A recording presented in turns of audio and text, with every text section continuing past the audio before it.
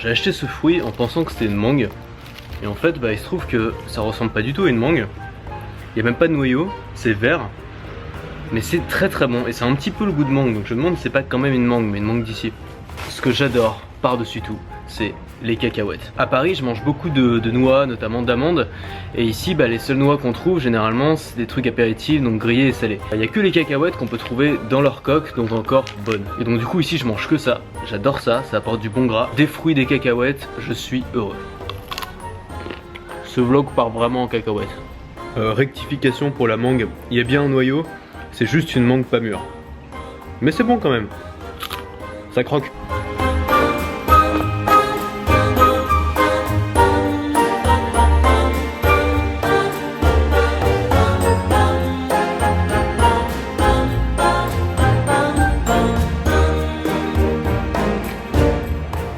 Il est 17h30 et je suis sorti pour faire cette vidéo pour profiter de la Magic Hour. C'est quoi la Magic Hour? C'est un terme utilisé par les professionnels de la photo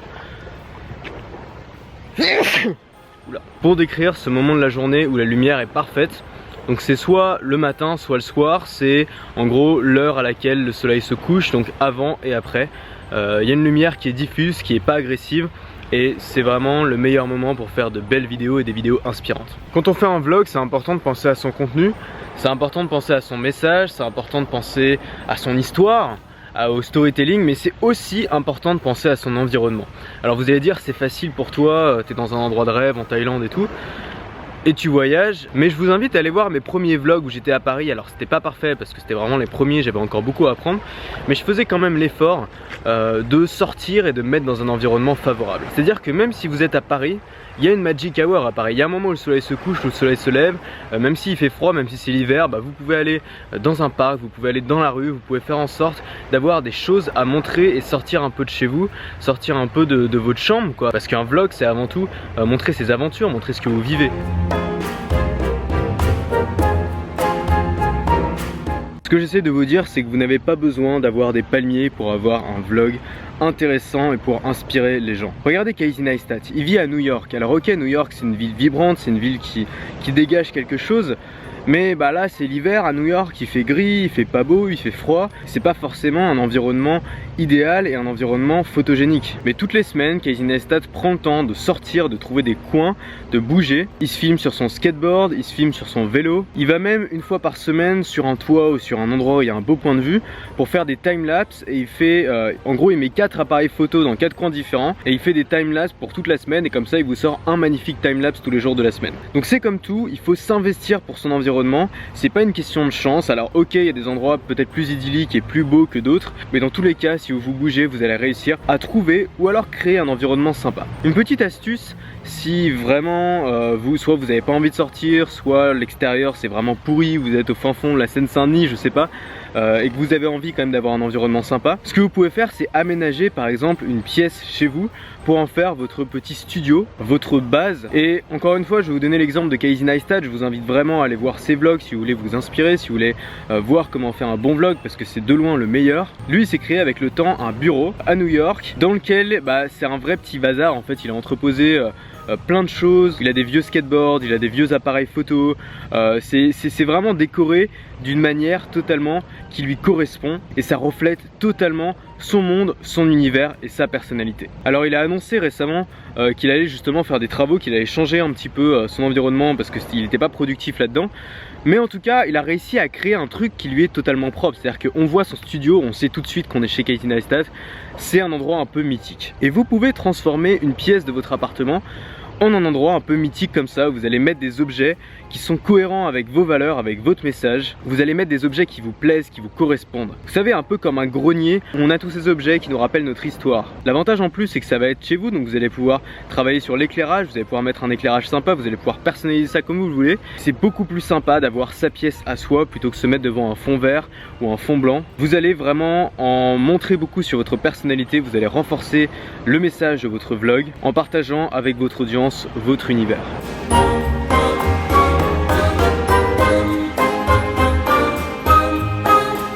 Bon alors vous allez me dire, ça fait beaucoup de choses à travailler pour un simple vlog.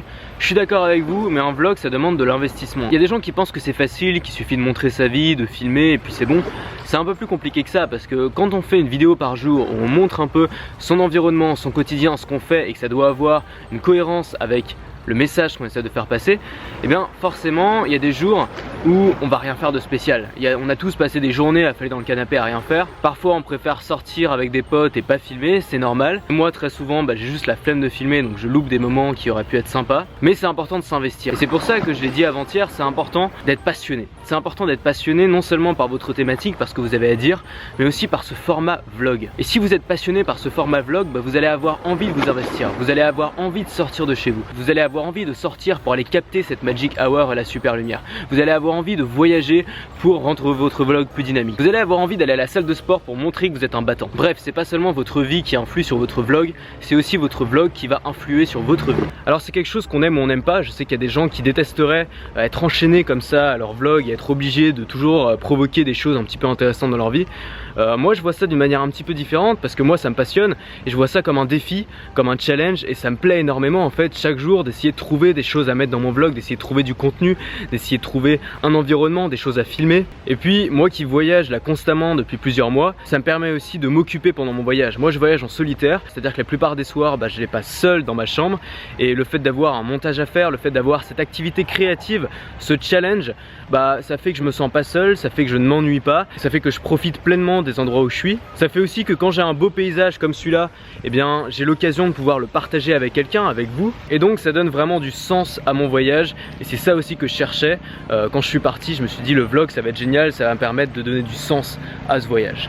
Donc c'est un vrai défi, c'est un vrai travail, et si ça vous intéresse, ça va peut-être vous intéresser en commençant, faites-le parce que ça va vous éclater. C'est une super aventure, même si vous n'arrivez pas à en vivre, même si vous n'arrivez pas à avoir une grosse audience, vous pouvez essayer de le faire juste pour le challenge personnel. Je peux vous dire que c'est sûrement un des plus gros challenges que j'ai fait toute ma vie, et c'est aussi un des plus gratifiants aujourd'hui. Si ça vous intéresse, vous le savez, il y a 2 jours j'ai lancé une formation complète pour les vlogueurs qui s'appelle Vlogueur professionnel, dans laquelle je donne tout ce que j'ai appris, absolument tout ce que j'ai appris sur le vlogging, comment créer un vlog, comment structurer son vlog, comment capter une audience, comment vivre de son vlog et en faire un métier, générer des revenus. C'est le défi que je me suis lancé en tout cas moi pour cette année. Si ça vous intéresse, la formation à l'heure où je fais cette vidéo est toujours en promo de lancement. Le prix augmente chaque jour, donc profitez-en maintenant, c'est ici que ça se passe. Alors moi j'ai vraiment de la chance ici parce que non seulement j'ai la Magic Light, j'ai un super décor, mais en plus il y a absolument personne dans l'hôtel. Je vous assure, je suis le seul client. Il y a plus d'employés que de clients, et je sais pas si c'est une bonne chose pour eux, mais en tout cas pour moi c'est parfait. Demain je retourne à Bangkok pour prendre un petit avion pour aller quelque part. Je ne vous dis pas encore tout, je suis même pas encore sûr en fait de où je vais, mais ça risque d'être assez cool. En attendant, restez libres et à demain.